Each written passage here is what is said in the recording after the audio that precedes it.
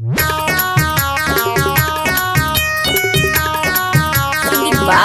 Mukesh.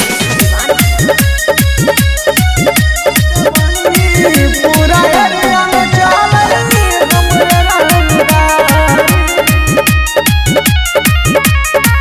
हाँ हमरे मजनुआ के चले छै लहर रे मचने छै तबाही पूरा गांव शहर रे हमरे मजनुआ के चले छै लहर रे मचने छै तबाही पूरा गांव शहर रे उड़े नहीं बेसी पड़ जे तोरा भारी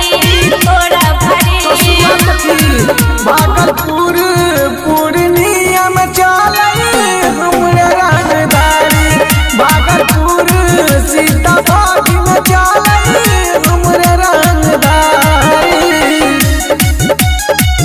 Saraswati recording studio music by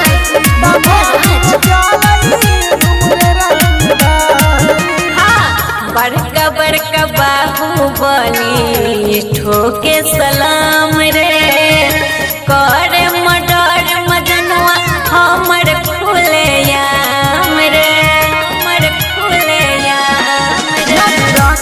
छोड़ छिया गेला दरभंगा दर्शन जल्दी पहिले छे गे पंगा। तब गर्मी कर देबो हम जारी मधुबनी दरभंगा में चलई हमरे रंगदारी।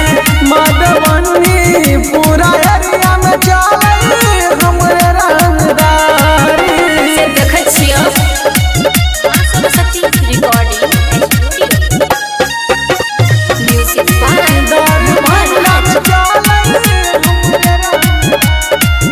हेरे तोरा जेहन गुंडा के मारे छे जान से हरदम चल मजनुआ हमारा गुमान से राजा के दैया देखा तो कि कट दे तो मुकेश